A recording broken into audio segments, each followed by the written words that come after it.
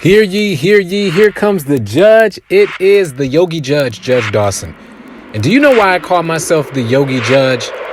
Well, because I am a real municipal court judge as well as a yogi. I do both.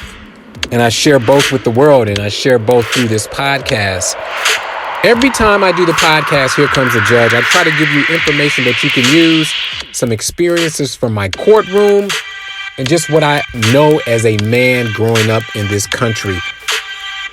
A man who has dedicated himself to learning from the mistakes that I've made.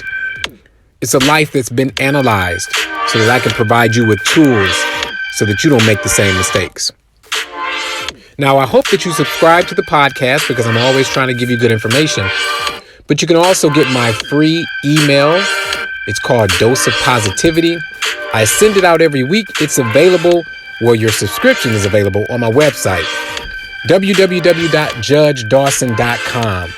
So get that email, share this podcast, subscribe to this podcast. Heck, I even do videos on YouTube at Judge Dawson.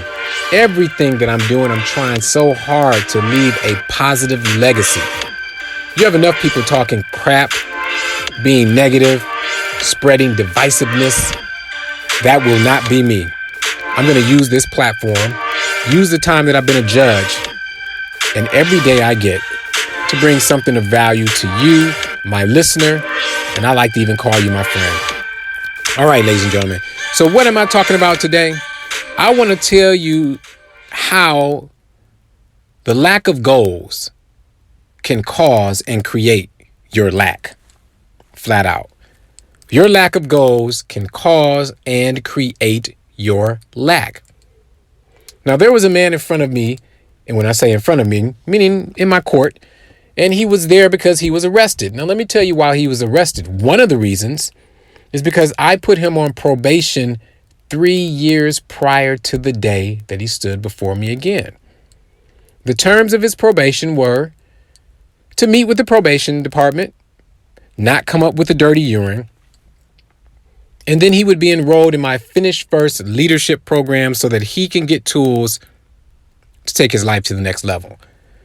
But lo and behold, he didn't show up to probation. Now, his case wasn't even that major then.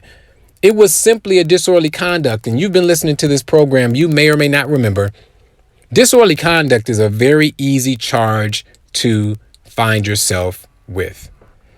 If you are loud in the public, that could be considered disorderly conduct. If you yell at somebody at the local McDonald's, that could be considered disorderly conduct. So it's not very hard to get a disorderly conduct charge. Now, they could be a little bit more intense than the examples I just gave you, but the bottom line is that it's not a major offense.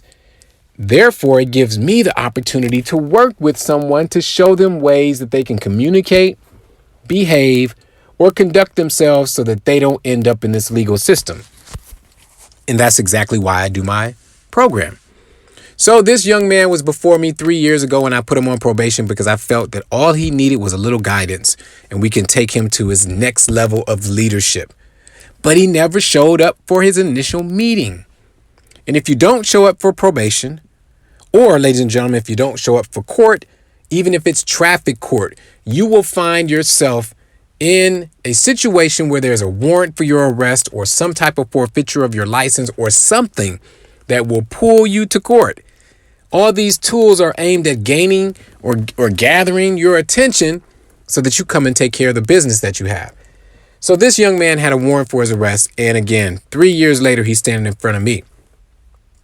But guess what? He's not in front of me because of the warrant for his arrest. He's in front of me because now he's charged with murder.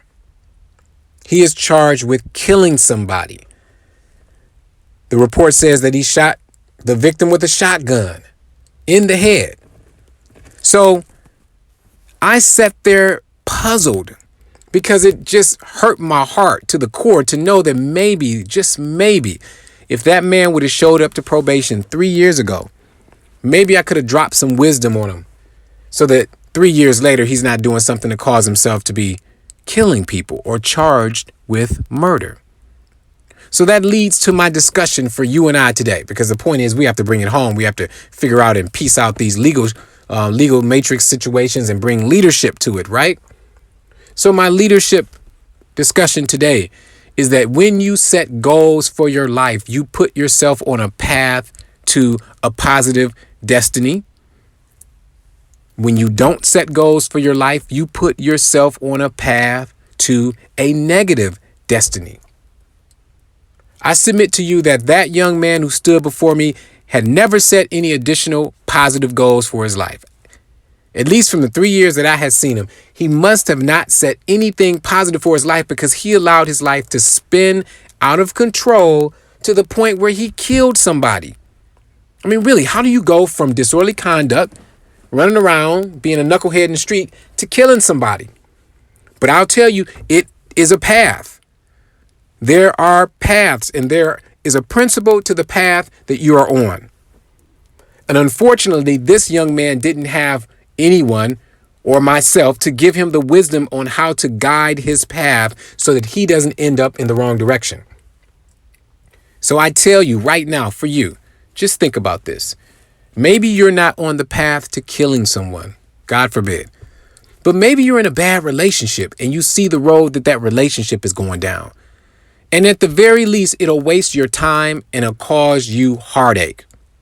So are you going to stay on that path in that bad relationship, or are you going to change course, set some goals, and move in a different direction? Maybe you're on a certain path at work. You show up late all the time. You don't complete your assignments. Your attitude is horrible. You are on a path to unemployment. But before that happens, you have a chance to change course. So the question is, are you going to set some goals and change course? The same applies for the way you drive, the way you communicate in your marriage or your relationship.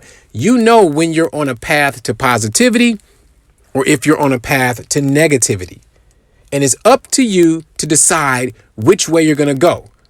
You have the ability to change course, because if you don't, you will end up somewhere where you don't want to be. So here's my big quote for you today. You can change the direction of your path because you control the direction that you choose to go in. But you don't control where that path will lead, because there is a definite end to almost every single path. The question is, are you on the right path? All right, ladies and gentlemen, that is my time. Judge Dawson, I told you, these podcasts, I don't hold you long, because I am not here to chit chat. I am here to give you tools and wisdom so that you can live your best life in every single area. And you are not living your best life when you're sitting in somebody's jail. All right, so that's all I'm going to leave you with. Remember, subscribe to the podcast, get that free email. Let's connect so that we can continue to grow together. And because I am a judge and a yogi, I want to leave you with my salutation of Namaste.